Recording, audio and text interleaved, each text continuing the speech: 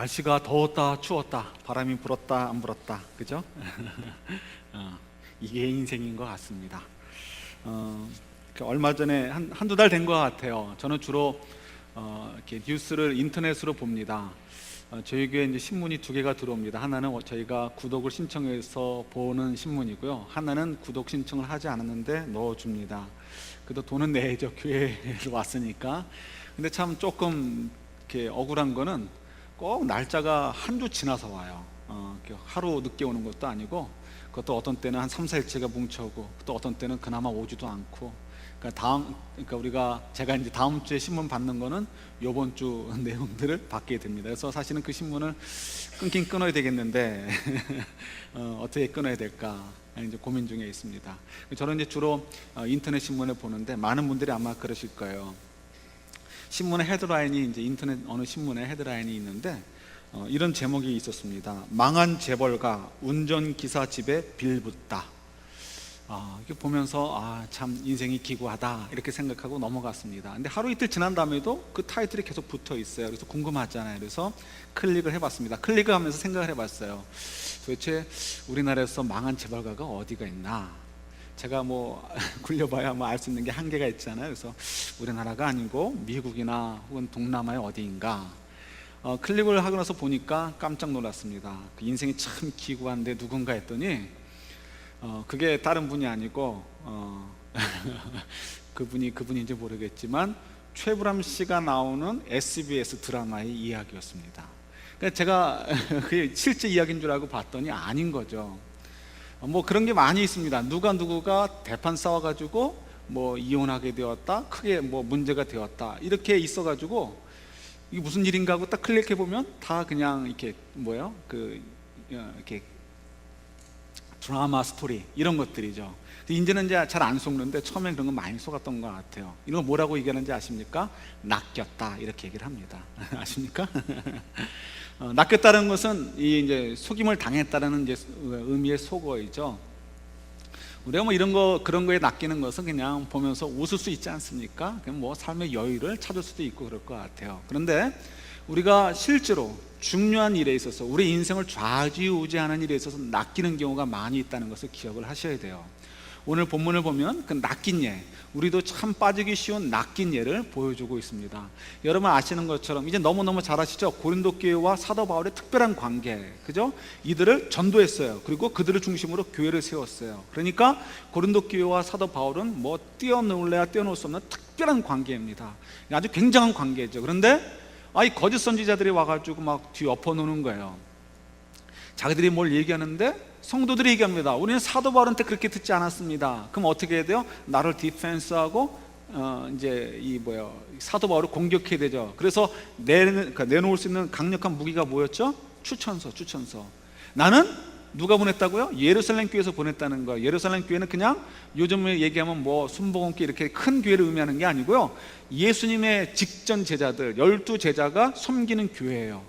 그러니까 그들의 추천서에 누가 있는 거예요? 그 전설과 같은 베드로의 사인이 있고요, 예수님이 제일 사랑하셨다는 사도 요한의 친필이 들어가 있고 그의 사인이 들어있고 그래요. 그러니까 이 추천서라는 힘이라는 건 굉장히 막강한 거죠. 당시에 성경 이리 저리 가라 할 만큼 막강한 능력을 가지고 있었던 것이 당시의 추천서의 힘이었습니다. 그러니까 추천서를 들으면서 사도 바울이 사도 요한이 나를 이렇게 야고보가 인정했다라고 얘기하고 하니까 어떻게 해요? 사도 바울에 대해서 신뢰가 이제 흔들리게 되고 깨어져 버리게 되는 거죠. 그러니까 이 관계가 깨어지니까 사도 바울이 아무리 좋은 얘기를 해줘도요, 이게 도대체 먹혀들지가 않습니다. 그러니까 사도 바울이 참 아주 심란하고 어려운 상태에 있죠. 그때 이런 것도 굉장히 자기가 얘기하기엔 좀 치사한 이렇게 느낌이 들 수 있잖아요. 야, 나는 사실 그렇지 않아. 나는 비록 신학교를 나오지 않았지만, 나는 비록 어쩌고 하지 않았지만, 나는 비록 사도들에게 추천서를 받을 윗장이 있지는 않지만 나는 진짜 이렇게 얘기하고도 좀 치사한 것 같고요. 그죠?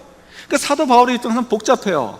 그런데 오늘 본문을 보니까 사도 바울이 아주 담대하게 얘기하는 것을 보게 됩니다. 우리 지난주에 묵상했던 것처럼 1절에 보면요, 제가 읽을게요. 우리가 다시 자천하기를, 스스로 이렇게 나는 사도다, 나는 분명히 사도다, 나는 정말 예수님이 세우신 사도다 라는 것을 주장하는 것을 내가 또 해야 되겠느냐? 할 필요가 없다는 거예요. 우리가 어찌 어떤 사람처럼 거짓 선지자들을 얘기하죠. 추천서를 너희에게 붙이거나 혹은 너희에게 받거나 할 필요가 있느냐. 어떻게 보면 내놓을 게 없는 사람이 뭐 그딴 거 가지고 얘기해, 쓸데없이, 이렇게 얘기하는 것처럼 느껴질 수 있어요. 사도 바울이 그렇지 않아요. 오늘 본문을 보니까 사도 바울은 자기가 아주 확신을 가지고 있는 게 있어요. 내가 이 일에 있어서 만족할 것이 있는데 다른 사도들의 추천서 때문에 만족할 것이 아니고 나를 세우신 여호와 하나님 때문에 나는 만족해. 나를 보내신 여호와 하나님께서 나를 사도로 세우셨고 사도로서 필요한 것들을 충만하도록 주셨는데 그걸 어떻게 주시냐면 성령님을 통해서 주셨다는 거예요. 그래서 너무나 그것이 크고 확실하기 때문에 자기는 도대체 고린도 교회 성도들에게 나는 진짜 사도야라는 것을 증명하기 위해서 애쓸 마음도 없고 그럴 필요를 느끼지 못한다는 거예요. 너무 크니까. 이런 예가 될 수 있을 것 같아요. 굉장히 유치한 예지만 우리가 지금 만약 제가 한 200만 불이나 혹은 돈 1000만 불 캐시를 가지고 있어요. 근데 어떤 사람이 와가지고 저 사람 말이야 시간당 1불짜리 일하면서 너무너무 힘들어. 그래서 저 사람 밖으로 다니면서 그냥 아주 다른 사람들한테 밥이나 사달라고 그러고 앓는 소리 나면서 괜히 그렇게 지내. 저 사람 아주 조심해야 돼. 이런 얘기를 한다면 어떻게 하겠어요? 그게 귀에 들어오겠습니까? 들어오지 않겠습니까? 제가 지금 1000만 불, 2000만 불이라는 캐시를 돌리는 사람인데 1불, 2불, 100불, 200불짜리 가지고 얘기하고 시비 거는 거가 귀에 들어올 리가 없죠. 이건 얘기가 되는 거가 아닌 거예요. 언젠가 내 신분이 드러나면 어떻게 돼요? 이 사람은 정말 1000만 불, 2000만 불 혹은 1억, 2억 불 가지고 굴리는 사람이다, 재벌이다, 능력 있는 사람이다 드러나기만 하면 되는 거잖아요. 그러니까 옆에서 아무리 이렇게 쨍쨍쨍쨍 거려도 그게 들리지 않는 거죠. 사도 바울의 관심이 그거인 거예요. 왜 그러느냐? 사도 바울의 입장에서 답답할 수 있어요. 그러나 사도 바울은 지금 뭘 보는 거예요? 고린도 교회 성도들이나 유대인들이나 거짓 선지사들, 그러니까 선교사들은 여전히 눈에 보이는 것, 눈으로 확증되어지는 것만 자꾸 보는 거예요. 거기 지금 낚시질 당한 거예요. 그들이 지금 정말 봐야 되는 게 뭐예요? 성령님, 정말 이 온 우주를 다스리신 하나님의 권능과 그 하나님의 능력, 그 성령 안에서 이루어지는 그 아름다운 일들을 봐야 되는데 그걸 볼 생각을 하지 않고요, 눈에 보이는 사람의 손에 의해서 흔들어지고 움직이는 것들만 지금 보려고 하는 거예요. 그러니까 어떻게 돼요? 이게 큰 건 안 보이고 1000만 불, 2000만 불 이거 얘기가 안 되죠. 10억 불, 20억 불 이걸로도 얘기가 안 되죠. 수천억 불, 수조억 불, 이 세상의 모든 것들을 합친 것을 보다 더 큰 것을 가지고 계신 성령님이신데 그 성령님께서 나를 도와주고 그 하나님께서 나를 밀어주고 계시고 나를 세우셨는데 나를 충분케 하셨는데 저쪽에서 나이가 1센트 없다, 2센트 없다, 3센트 없다 가지고 얘기하는 것 가지고 내가 지금 마음 뺏길 필요 없다는 거예요. 여러분 이거를 잘 생각하셔야 돼요. 사도 바울의 문제가 아니고 이것이 저희들의 현실이기 때문에 그렇습니다. 이게 우리의 현실이에요. 우리의 현실. 좀 설명을 드릴게요. 사도 바울의 입장에서는요, 성령의 그 충만함, 성령의 능력, 성령의 은사 이런 것들에 대해서 너무너무 풍성한 그 하나님의 관계 속에서 이것을 누리고 있는 거예요. 우리 지난주에 이어서 조금 성령님에 대해서 조금 이렇게 복습도 하면서 조금만 더 진행을 좀 하도록 하겠습니다. 중요하니까. 왜요? 사도 바울이 아버지 하나님 때문에 내가 자신감이 있다는 거예요. 그 하나님이 충분케 하셨다는 거. 왜요?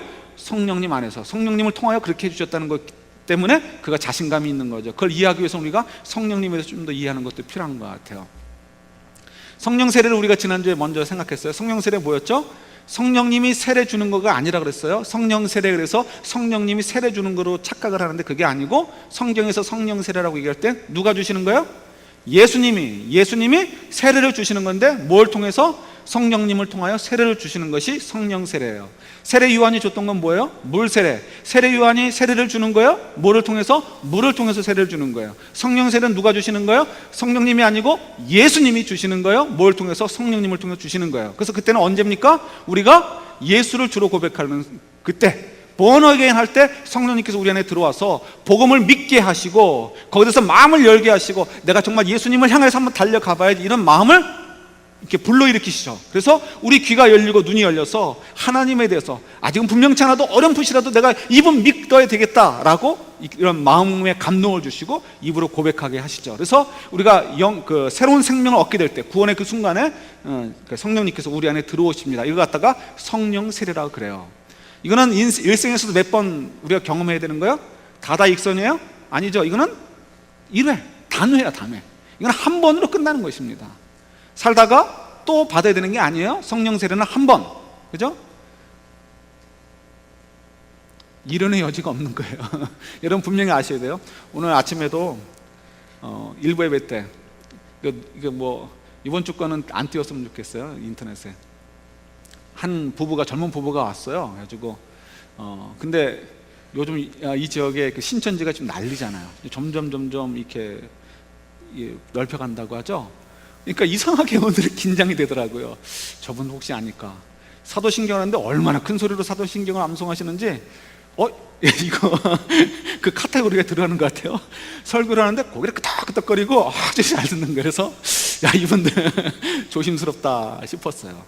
근데 이제 다행히 그분들은 이제 여행 오신 분들이고 이제 그 저쪽 멀리 지방에서 공부를 하시고 이제 닥터 과정을 끝내고 이제 잡 어플라이를 하러 오시고 분명한 교회에서 이게 신앙생활 하시는 분이더라고요. 그래서 얘기를 하고 이제 헤어졌는데, 워낙 요즘 저희들이 이렇게 주변에 이단들이 자꾸 침투를 하기 때문에 저희들이 정말 잘 알고요, 분명히 알아야 될 것은 알아야 돼요. 그러니까 하나님의 역사는 너무나 풍성하기 때문에 저희들이 이렇게 뭐 품어줄 건 품어주지만, 내가 경험하지 않은 것도 우리가 인정하는 것은 필요하지만 아닌 것은 아닌 거예요. 말씀이라는 울타리가 분명히 있어야 됩니다. 그죠? 그래서 우리가 성령님에 대해서 특별히 여러분 잘 분명히 이해하셔야 돼요. 성령세라는 그거라는 거예요. 그 다음에 성령 충만에 대해서 배웠어요. 성령 충만은 뭐죠? 성령세를 받으면 우리 안에 누가 거하셔요? 성령님이 내주하시는 거예요.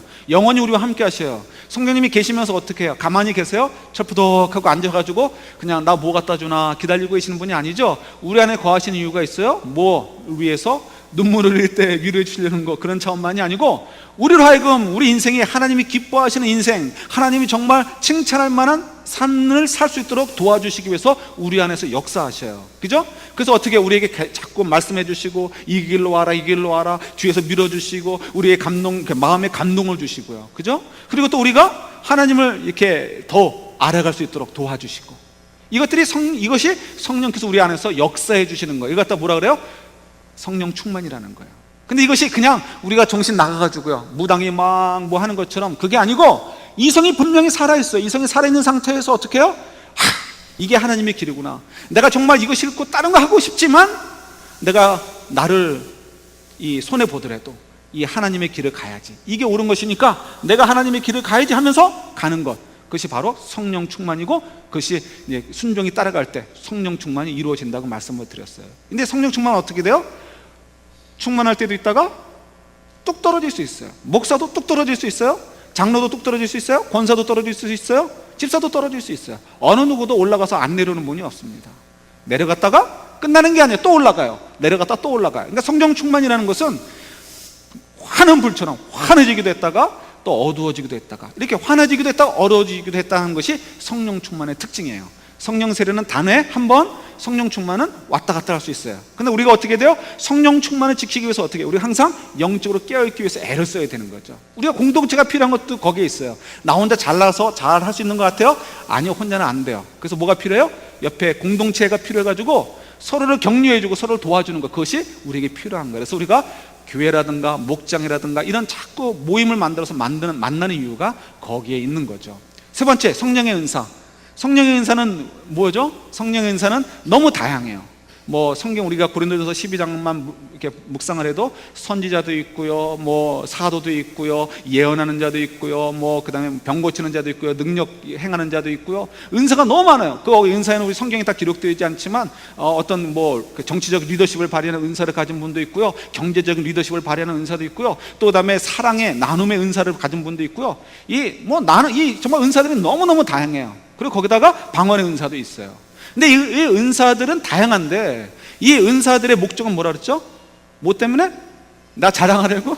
정치적 리더십을 은사를 받아가지고 우리 가문의 이름을 날리기 위해서요? 아니죠. 뭘 위해서? 하나님 나라를 섬기기 위해서, 다른 사람을 섬기기 위해서. 그래서 우리 지난주에 묵상했듯이 뭐라고 얘기했습니까? 더 큰 은사를 사모하라. 더 큰 은사를 사모하기 위해서 어떻게 돼요? 내가 그 길을 보여주겠다. 그 길이 뭐였습니까? 하나님을 사랑하는 것과, 하나님을 사랑하다 보니까, 더 사랑하다 보니까 하나님이 사랑하시는 백성들, 그의 백성들을 사랑하고 싶은 마음이 생기는 거예요. 그들을 돕고 싶어요. 애를 씁니다. 더 열심히 일해요. 더 열심히 공부해요. 더 열심히 섬겨요. 그런데 내 능력은 한계가 있어요. 그럼 어떻게 돼요? 하나님, 제가 너무너무 하나님을 더 섬기고 싶고 하나님 백성들을 섬기고 싶은데 제 능력은 너무너무 정말 빈술에 갔네요. 도와주세요. 도와주세요. 간절히 원하면 어떻게 하나님이 더 큰 은사를 주신다는 거예요. 더 큰 능력들을 주신다는 거예요. 더 풍성하게 그 은사를 활용할 수 있도록 해 주신다는 거예요. 이것을 왜 우리가 사모해야 돼요? 이거는 하나님이 사랑하는 자에게 상 주시기 위해서 주시는 것이기 때문에 그래요. 우리가 하나님의 능력을 받아서 섬기게 되면 어떻게 돼? 하나님이 마치 우리가 한 일인 것처럼 칭찬해 주신단 말이에요. 그러니까 우리 사랑하는 자에게 떡 하나 손에다 집어주시고 싶은 마음처럼 우리에게 하나님의 더 큰 축복과 은혜를 주시기 위해서 하나님 우리를 초청하시는 거고, 우리가 순종해서 그 은사를 개발해서 섬기면 하나님께서 그것을 마치 우리가 한 것처럼 여기시고 우리에게 더 큰 축복 주시고 더 큰 상급을 주시기 위해서 우리를 이렇게 초청하신다는 거예요. 그러니까 우리가 은사를 사모하는 것은 내가 희생해서 누구를 돕겠다가 아니고 사실은 뭐예요? 누구에게 유익인 거예요? 내 자신에게 유익이 되는 거예요. 이걸 잘 기억하셔야 돼요. 근데 은사를 얘기하면서 또 한 가지 생각해야 될 건, 은사는 뭐라고요? 고린도서 12장에 보니까 몸으로 비유했어요. 누가 주신다 그랬죠? 예, 성령님, 하나님이 주시는 거예요. 성령님이. 그러니까 내가 원한다라고 받는 것이 아니고요, 내가 주세요 주세요 하는 걸 받는 게 아니고 필요를 따라서 성령님이 주시는 거예요. 다만 우리에게 뭐가 필요해요? 하나님을 너무 사랑하니까, 그의 백성들을 사랑하게 되고 교회를 사랑하고 하나님 나라를 사랑하니까 섬기고 싶은 마음, 그것을 그릇이라고 그러는 거예요. 그 그릇만 커지면 하나님이 능력을 더 주신단 말이에요. 근데 우리가 주여 이런 은사 주세요, 이런 은사 주세요, 이런 은사 주세요 죽으라 하고 기도해봐요? 그럼 되는 건 아니에요. 그래서 뭐라고 표현합니까? 눈이 다 되고 싶으면 누가 코가 되겠느냐. 만약 우리 저희들이라면, 만약 저희들이 뭐 그냥 쉽게 생각해서 100이라 생각하면 우리 전부 다 주여 주여 나 눈 되게 해주세요, 눈 되게 해주세요 하면 어떻게 되는 거예요? 누가 먼저 손 들었냐에 따라 결정나요? 아니면 큰 소리 치는 자에 따라 결정나요? 아니죠. 그럼 우리가 전부 다 원하면 눈만 100개이고 코도 없고 입도 없고 귀도 없는 그런 괴물이 돼야 되겠습니까? 아니죠. 그래서 뭐라고 얘기해요? 다 필요하다는 거예요. 다 동등하다는 거예요. 내가 볼 때는 눈이 좋은 것 같고 코는 냄새나는 것 같고 지저분한 것 같지만 아니라는 거예요. 모든 것이 다 필요하다고 말씀하고 있는 거예요. 그러니까 은사라는 것은 성령님께서 우리의 필요를 따라서, 하나님 나라의 필요를 따라서 우리에게 주시는 거예요. 그리고 우리가 하나님을 사랑하다 보면, 예수님을 더욱 알아가게 되면 더 섬기고 싶고, 그래서 그 섬기는 일을 위해서 하나님께 은사를 더 구해요. 그럼 하나님께서 능력을 더 주셔요. 풍성하게 해주셔요. 그러면 어떻게 해요? 더 많은 열매를 맺게 돼요. 누구에게 유익해요? 나에게 유익이 되는, 나에게 유익. 예? 이것이 은사였습니다. 그다음 마지막으로 한 가지 더요. 지난주에는 그러니까 2부 예배 때는 슬쩍 얘기하고 지나갔는데 1부 예배 때는 소개를 좀 드렸는데 오늘 좀 조금 더 설명을 드릴게요. 왜냐하면 이것이 또 많은 분들에게 오해가 되기 때문에 그래요. 저희들이 예수님을 믿어요. 신앙생활을 한 다음에 언젠가 뭐 기도원에 갔다든가, 요즘 많이 기도원을 안 가시지만 기도원을 갔다든가 아니면은 뭐 부흥회 같은데 혹은 또 혼자 기도를 하다가 뭔가 체험을 하게 되는 거예요. 갑자기 가슴이 뜨거워지고요, 눈물 콧물이 막 쏟아지고요, 뒤에서 막 머리를 누르는 것 같고요, 가슴이 뜨거워지고 막 소름이 돋고요, 뭐 그냥 또 뭐 회개가 막 터져 나오고요, 또 어떤 경우는 방언도 터져 나오고요. 그러면 생각할 때 사람들이 야, 이전 것은 다 헛것이고 이게 진짠가 보다 생각을 해요. 그래서 어떻게 해요? 이 현상이 무슨 현상인가 궁금해서 성경을 들여다보게 돼요. 성경에 보면 이런 비슷한 이야기들이 있어요. 비슷한 얘기들이 있는데 그 비슷한 예가 뭐냐면 예수님의 제자들의 얘기예요. 예수님의 제자들을 보면 예수님의 제자들도 예수님을 따라다닐 때 믿음이 있었어요. 그죠? 믿음이 있었는데 언제 성령 세례를 받게 되죠? 오순절날 성령 세례를 받게 돼요. 예수님께서도 그날 성령 세례를 받을 것을, 성령이 임할 것을 기다리라고 말씀을 해주셨어요. 그러니까 기다리라는 거죠. 기다리자는 거죠. 그 다음에 너희들이 그 성령님과 더불어 복음을 온 유대와 예루살렘과 온 유대와 사마리아 땅끝까지 전하게 될 것이다, 이렇게 말씀하셨어요. 기다리라는 거, 기다리라는 거. 그러니까 지금 그 얘기를 들은 제자들이 기다리니까 정말 오순절날 성령이 임하는 것을 체험하게 됩니다. 그때 성령 세례라고 표현이 되어 있어요. 그죠? 그런 것도 저희들이 보게 됩니다. 그러니까 우리가 지금 오늘날 경험하는 것을 성경에 대입을 해봐야 되잖아요. 그러니까 이거구나. 그러니까 이전까지는 그냥 예수님 믿었어도 그냥 믿는 거였고, 내가 성령 세례를 받음을 통해서 새로운 차원으로 신앙이 성장하고 성숙하는구나 하는 것들로 새로운 차원으로 되는 거구나. 그러니까 나는 성령 세례를 예수님 믿은 후에 어떤 체험을 통해서 받아야 된다라고 생각을 하게 되는 거죠. 근데 이거는 이제 오해라는 거예요. 제가 이제 나눠드린 시트를 보시면 그림이 있는데, 우리 이제 그 화면으로도 뜰 거예요. 화면을 보시면서 설명을 드릴게요. 여러분, 과도기라는 말이 있죠. 과도기. 저와 여러분들은 20세기 사람입니까? 21세기 사람입니까? 21세기요? 20세기는 싫어요? 예, 반은 20세기고 반은 21세기예요. 그죠? 그러니까 우리는 세기의 과도기에 살던 사람들이에요. 이해되시죠? 예수님의 제자들은 구약시대 사람이에요? 신약시대 사람이에요? 예. 양쪽 다 양다리. 예. 남녀관계에서는 양다리 걸치면 안 되지만 이럴 땐 양다리 걸쳐도 뭐 상관없는 거예요. 양다리 걸쳐 있는 사람이에요. 예수님께서 죽으시고 부활하시고 이제 오순절과 다 연결됩니다. 그때까지 저는 구약시대라고 얘기합니다. 구약은 뭐죠? 옛날 구약 성경이 있는 시대가 구약시대가 아니고요, 하나님과 옛날의 언약이 두 번 하나님 맺어주시는데, 첫 언약이 뭐냐면 모세의 율법을 잘 지키면, 그것을 따라서 순종하면, 그것을 통해서 나를 만족시키면 내가 너희들을 구원해 줄 거야 하는 약속, 그 언약, 그것이 구약입니다. 그런데 구약으로 됩니까? 안 되죠. 올드 커버넌트로 되지가 않아요. 인간들이 도달할 수가 없죠. 그러니까 어떻게 해요? 하나님 아시고, 야 너희들 그래 가지고 안 되지, 할 수 없지 뭐 하면서 예수님, 자기 독생자이신 예수님을 보내셔가지고 그분의 피로 우리의 죄를 깨끗게 대속하시고, 그냥 우리에게 뭐라고 주시냐면, 너희 그냥 예수님의 은혜를 믿으면, 그러면 너희들은 그 은혜 가운데서, 그 십자가의 은혜 가운데서 내 자녀들이 되는 거야. 이런 새 언약, 뉴 커버넌트를 주셨어요. 그래서 이 구약 시대와 신약 시대가 이렇게 갈리는 것입니다.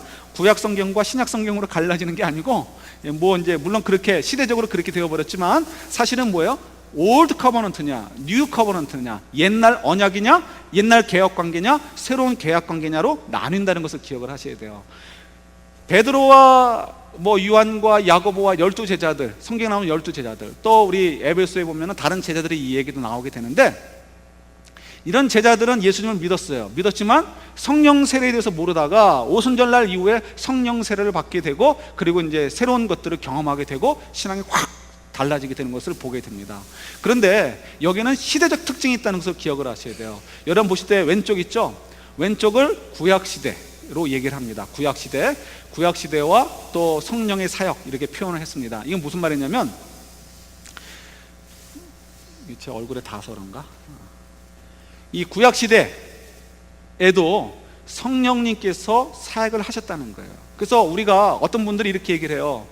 신약시대는 마치 우리 신약 성경 시대를 얘기하고 오늘날은 성령의 시대다, 이렇게 표현하는 분들이 있어요. 왜냐하면 성령님께서 그만큼 역사를 많이 하시는 시대이기 때문에 그렇게 이제 생각을 하시고 표현을 하는 거예요. 그런데 어떻게 보면 어떤 분들은 그것이 옳지 않은 표현이다라고 얘기를 합니다. 이유는 성령님께서는 신약시대에 더 많은 일들을 하시지만 구약시대에도 여전히 계셨고 역사를 하셨기 때문에 그래요. 그래서 구약시대에도 사람들이 어떻게 구원을 얻을 수 있었어요? 할례를 하면 구원 얻는 건가요? 아니죠. 이스라엘 사람들은 그렇게 생각했어요. 할례를 행하면, 남자의 포피를 잘라내면 구원을 얻는 걸로 생각을 했어요. 그러나 하나님 뭐라고 얘기하십니까? 아니다. 뭐라고요? 마음의 할례를 받지 않으면 되지 않는다는 거예요. 마음의 할례가 뭐예요? 다른 거 아니죠? 예? 우리가 성령님의 은혜로 우리가 체인지 되는 거예요. 체인지 되는 거, 새 생명이 들어오는 거예요. 그러니까 구약시대도 하나님의 은혜가 아니면 구원받는 게 아니에요. 그래서 성령님께서 들어와 있는 거예요. 그렇지만 성령님께서 억제하시듯이 많은 활동을 하지 않으셨어요. 특별한 경우만, 예컨대 뭐 삼손이 큰 일을 한다든가, 선지자가 예언을 한다든가, 모세가 뭐 홍해를 갈른다든가, 이런 특별한 일을 할 때 성령께서 특별하게 능력을 주시고 은사들을 허락을 하셨지만, 일반적으로는 어떻게 해요? 굉장히, 그러니까 비교해 보면 지금 원래 물방울 그림인데요, 물로 표현된 건데 굉장히 얕은 물처럼 조금밖에 없었다는 거예요. 그렇게 성령님께서 역사를 많이 안 하셨다는 거예요. 억제되어 있었다는 거예요. 그러나 이 신약 시대가 와가지고 어떻게 되냐면, 이제는 다른 시대가 되었다는 거예요. 은혜 시대가 되었다는 거예요. 그래서 이제는 그 증거로서 성령님께서 훨씬 더 많은 일들을 우리 가운데 역사하세요. 우리 안에 거하시면서 그냥 가만히 계시는 것이 아니고, 구약시대와 비교할 수 없는 엄청난 파워를 가지고 능력을 우리에게 주시면서 우리 속에서 마음껏 역사를 하십니다. 그래서 굳이 비교한다면, 이거 비교가 잘 되는지 모르겠지만, 구약시대는 물이 얕죠. 그러나 신약시대는 어때요? 물이 훨씬 깊어졌습니다. 마음껏 수용할 수 있을 만큼, 우리에게 필요한 공급이 될 만큼 하나님의 놀라운 능력, 성령의 역사들이 우리 가운데 임하게 되었다는 거예요. 이것이 신약과 구약의 차이예요. 그런데 이것이 왜 사도행전을 보면 차이가 나느냐? 베드로나 예수님의 제자들은 구약시대에 살았어요. 처음에는. 그러니까 예수님을 따라다니지만, 그래서 예수님을 알고 있지만 그 안에서 역사하시는 성령의 능력은 제한되어 있는 거예요. 그러나 오순절 이후에 오순절 이후에 성령을 받게 되니까 그 다음에 어떻게 돼요? 성령의 새로운 시대가 출발했다는 것을 알려주는 거죠. 그러니까 성령님께서 강력하게 역사하시는 거예요. 저와 도표와 같이 그냥 물이 풍성한 것처럼 성령의 역사가 풍성한 시대로 들어서게 된 거예요. 그러니까 어떻게 돼요? 이전과 비교할 수 없는 놀라운 능력의 자들로 바뀌게 되는 거예요.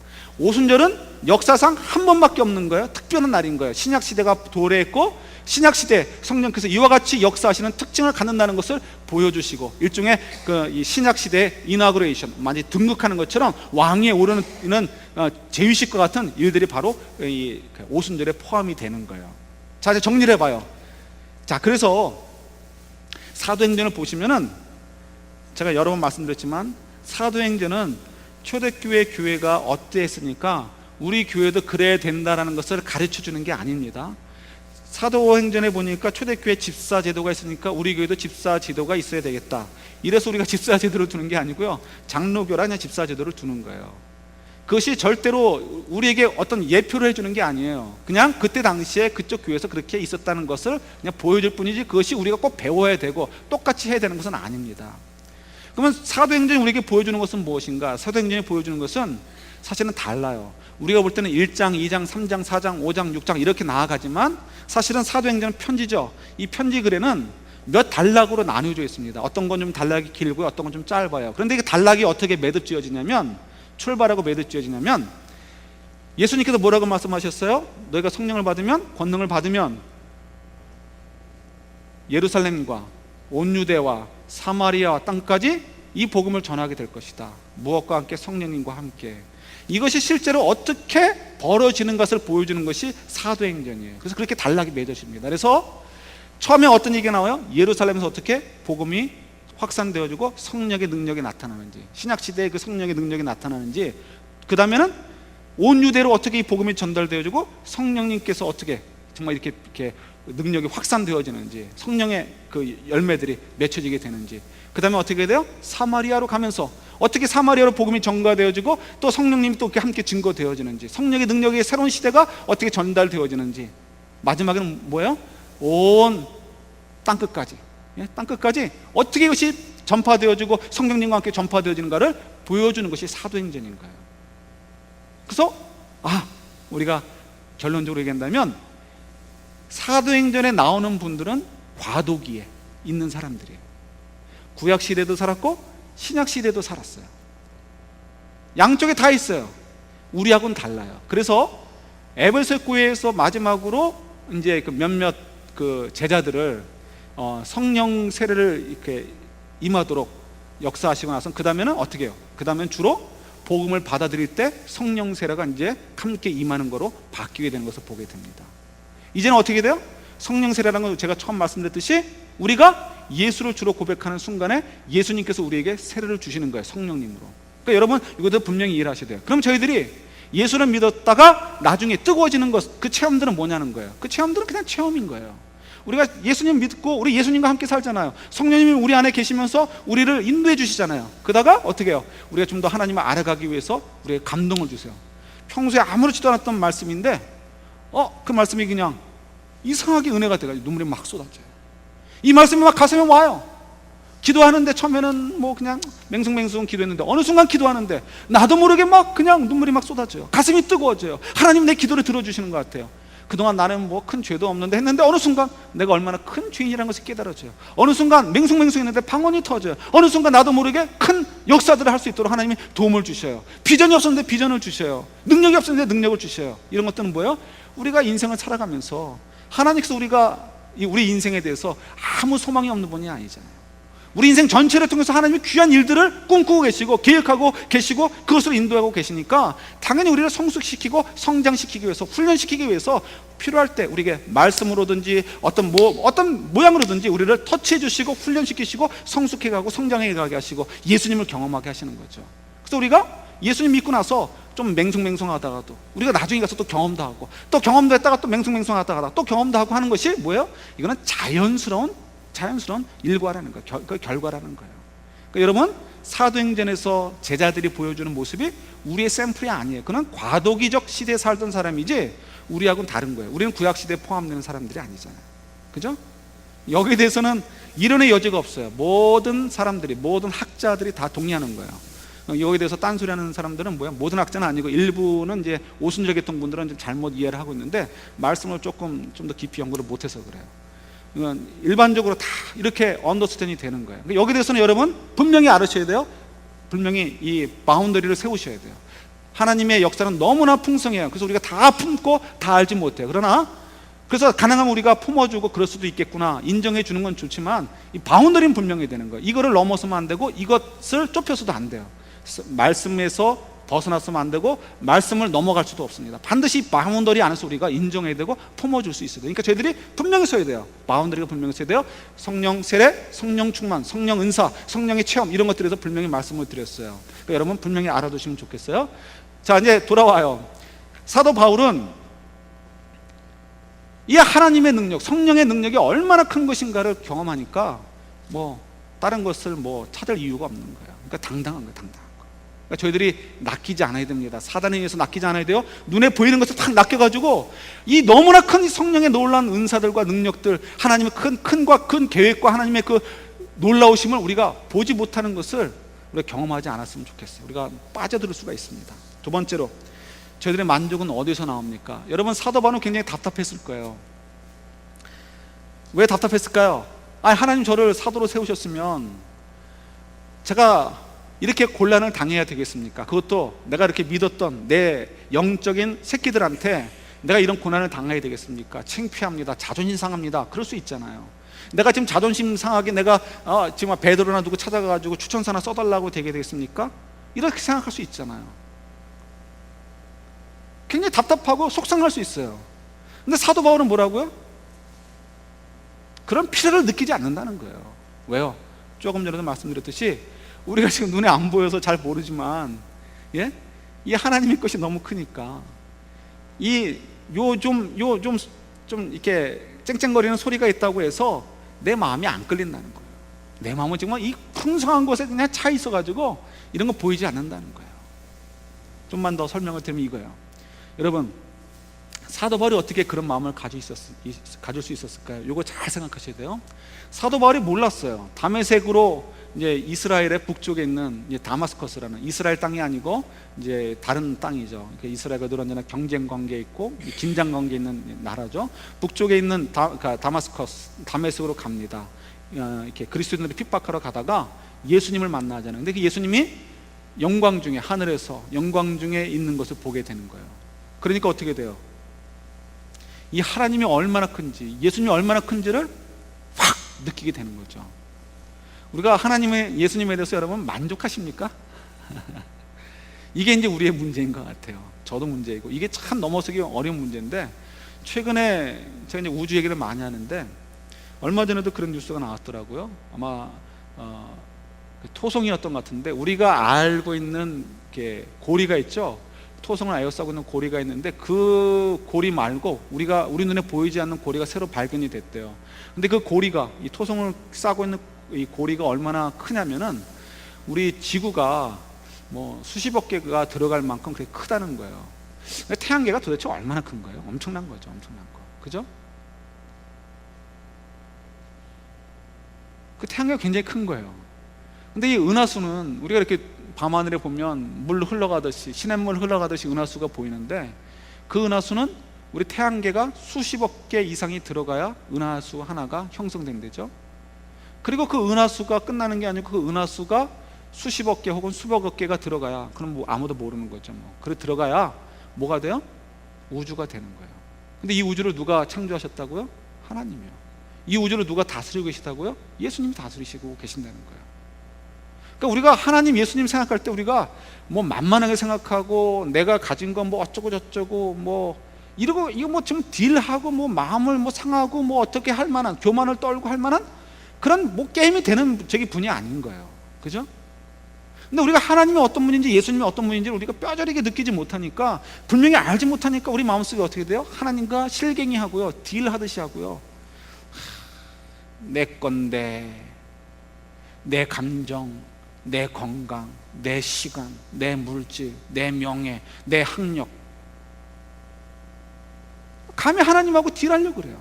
내 눈에 보이는 것들이 더 소중하게 그죠. 하나님이 얼마나 소중한 문이라는 것이 느껴지지가 않아요. 여기서 우리가 문제가 오는 거예요. 저희들이 여기서 필요한 것이 있어요. 정말 사도 바울이 너무 부러운데, 우리 하나님께서 우리에게 이게 다 허락을 안 하시지만, 이게 똑같은 것을 허락하지 않으시지만, 우리가 정말 간절히 사모해야 돼요. 우리가 하나님이 어떤 분인가를 좀 깨닫게 해달라고, 좀 내 안에 예수님이 얼마나 큰 분인가를 좀 깨달을 수 있는 눈을 달라고 저와 여러분들이 정말 부르짖어야 돼요. 우리 인생이 거기서 바뀌는 거잖아요. 그러니까 어떻게 사도 바울이 인생이 바뀌어버리잖아요. 그 전까지는 다른 것이 그의 만족이 되었고 자기의 자랑거리가 되었어요. 그런데 어떻게 해요? 이제는 그런 것들이 다 자랑거리가 안 되어버렸단 말이에요. 그러니까 뭐 어떻게 해요? 그가 그동안 자랑할 만했던 거, 로마 시민권, 학식, 부요함, 이런 것들이 뭐라고요? 뭐로 여겼다고요? 배설물처럼 여겼다는 거예요. 여기서 우리가 또 오해할 수 있어요. 배설물처럼 여겼다는 것은 다 필요 없다는 게 아니에요. 이게 오해 요소가 있는데, 사도 바울을 보세요. 사도 바울이 복음을 전하면서 그 배설물들을 사용합니까? 아니면 다 사용하지 않습니까? 굉장히 잘 사용하죠. 예? 한번 괜히 매맞아 주고요. 나 로마 시민권자인데 하면서 겁주고요. 그죠? 예. 사실 로마 시민권 가진 거는 사실 자랑거리는 아니에요. 유대인 사회에서. 왜냐하면 유대인들은 로마 시민권을 갖는 것을 창피하게 여겼다고 합니다. 그래서 당시에도 의사나 교사 같은 자들에게는 시민권을 주고요. 그러니까 벌써 로마가 굉장히 앞선 나라라는 것을 우리가 알 수 있어요. 나라를 잘 하기 위해서는 좋은 교사가 필요하다, 인재가 필요하다는 거죠. 의사가 필요하다, 이런 인재가 필요하다는 것을 알아가지고 이방 사람, 로마 시민권자 아닌 사람들에게도 의사나 교사인 사람들은 원하면 시민권을 줬어요. 또 누가 시민권을 받아요? 미국하고 똑같이 어디 나가면, 군대 나가면 시민권을 주는 거예요. 그러니까 시민권을 받을 기회들이 있는데, 유대인들은 하나님을 버리는 거로 생각을 해가지고요, 시민권 받는 거를 창피하게 여겼다고 합니다. 그러니까 사실은 유대인 사회에서는 이 사도 바울이 시민권 가진 것이 큰 뭐 자랑은 아니에요. 그러나 로마 사회에서는 어떻게 해요? 힘이 있는 거, 힘 있는 거. 그러니까 웬만한 사람들은 사도 바울 앞에서 함부로 말도 못하는 거예요. 이게 정식 시민권자니까 찍혀야 자기들은 돈 주고 샀고 그랬으니까 좀 사실 껄끄러운 거죠. 사도 바울이 그를 사용을 해요. 복음을 전하는데 사용을 하는 거예요. 자기 사명, 하나님께서 주신 사명을 이루는데 그것을 활용하는 것을 보게 됩니다. 그것만이 아니죠. 학식, 그거 다 버렸어요? 아니죠. 그 학식을 얼마나 활용을 합니까? 그가 그 똑똑한 학식 때문에 로마서가 나오고, 예? 갈라디아서 나오고, 이 많은 신약 성경이 나오는 거잖아요. 그 학식 때문에 예수 그리스도의 복음이 짧은 시간 동안에, 삽시간에 이 로마 제국에 퍼지게 되는 결과를 낳게 되기도 합니다. 달라진 건 뭐예요? 그 학식을 해석하는 관점이 바뀐 거예요. 그 관점이 바뀌니까 그 풍성한 학습 능력이 그냥 좋은 열매로 나오게 되는 거죠. 그죠? 그러니까 자기가 하나님께서 받은 은사들, 하나님 훈련시켜 놓은 것들 다 버리는 게 아니고 활용을 하는 거예요. 근데 왜 배설물이라고 여겨요? 거짓말한 거예요? 쇼한 거예요? 그게 아니고 인생에 있어서 이게 중요한 게 아니더라는 거예요. 내 인생의 성패의 관점, 내 인생의 진정한 가치는 그런 것들이 아니고, 은사들이 아니고 하나님이더라는 거예요. 하나님. 그러니까 어떻게 해요? 그가 그렇구나, 나는 하나님께서 주신 사명을 따라 살다가 하나님께서 주시고자 하시는 그 상급을 받기 위해서 열심히 섬기다가 하늘나라 가서 내가 상급 받아야지, 그것이 그에게 중요한 문제가 되고 관점이 되어지는 거예요. 나머지는 뭐예요? 인생의 중요한 문제가 아닌 거예요. 그것들은 그냥 내가 하나님께서 주신 중요한 문제를 위해서 달려갈 때 사용하게 되는 은사가 되고 방편에 지나지 않게 되는 거예요. 근데 이 방편이라는 것은 중요하지 않은 거예요? 중요해. 그러니까 어떻게 우리도 열심히 공부해야 되고요, 열심히 일해야 되고요, 열심히 뛰어야 돼요. 그래서 어떻게 해요? 하나님 주신 은사들을 가지고 마음껏 개발하고 많은 열매들을 남겨가지고 더 하나님을 위해서 사용해야 되고요, 하나님 나라를 위해서 사용해야 되고요, 죽어가는 영혼들을 위해서 사용해야 되고요, 하나님 백성을 위해서 우리가 사용을 해야 되는 거예요. 그것이 성령의 은사이기도 한 거예요. 말씀은 정리해요. 여러분, 저희들의 만족은 어디서 옵니까? 우리가 하나님을 모르니까, 예수님을 모르니까 우리가 우리의 만족이 자꾸 사단이 요구하는 대로 눈에 보이는 것이 자꾸 후기 돼요. 후기. 예? 근데 그러지 않고요, 우리가 보이지 않지만 정말 현존하시고 우리가 지금 함께 가시는 하나님, 그 놀라운 성령님에 대해서 우리가 볼 수 있고 느낄 수 있도록 우리가 하나님께 매어 달려야 돼요. 매어 달려야 돼요. 그래야 우리 인생이 바뀌죠. 사도 바울이 다메섹을 가는 길에서 예수님을 보고 그 인생이 바뀌고 그리고 새로운 인생을 살았던 것처럼 우리도 그런 삶을 살기를 소원합니다. 그렇게 돼야 돼요. 우리 만족이 하나님으로부터 오지 않으면 우리가 아무리 애를 써도 우리 헛 인생 삽니다. 아무리 목사로 40년 50년을 섬겨도, 아무리 장로나 권사나 집사로 30년 40년 50년을 섬겨도 소용없어요. 그냥 정말 무익한 종으로 살 수도 있습니다. 그러나 우리가 예수님이 얼마나 큰 분인가, 하나님이 얼마나 큰 분인가 생각하고 그 앞에서 우리가 죽도록 충성할 마음을 가지고 살게 된다면 우리 인생이 달라지는 거예요. 그러면 어떻게 해요? 당연히 하나님이 더 보이게 되고 하나님 더 사랑하게 되어지고, 그 다음에 어떻게 돼요? 하나님을 섬기고 싶어요. 하나님을 섬기려고 하다 보니까 구체적으로 하나님의 백성들, 하나님 사랑하는 백성들이 보여요. 그들을 섬겨야 되겠는데 내가 더 열심히 해야지. 내가 더 열심히 해야지. 하나님 주신 은사에 대해서, 그것이 공부하는 머리면 더 열심히 공부해야 돼요. 내가 그 돈 버는 손이라면 더 열심히 돈을 벌어야 돼요. 내가 사랑을 나눠주는 은사라면 더 열심히 사랑을 나눠주기 위해서 애를 써야 돼요. 인격이라면 더 인격을 이렇게 고매해지기 위해서 애를 써야 돼요. 기도하면 또 기도에 대해서 더 열심을 내야 돼요. 이런 열심을 내는 마음을 갖게 돼요. 인생이 바뀌는 것입니다. 우리가 그런 삶을 우리가 살고, 그렇죠? 우리가 사단이 주는 대로 세상의 것에 탁 훅 돼가지고 낚시를 당하는 저희들의 인생이 아니고요, 하나님이 보여서 하나님이 정말 그 기뻐하시는 그 아름다운 인생이 되도록 내가 만족을 하나님께 내어드리고 하나님으로부터 넘치는 그 만족 속에서 우리가 살 수 있는 새로운 차원의 인생을 살 수 있는 저희들이 될 수 있기를 주님의 이름으로 축원합니다. 같이 기도하겠습니다.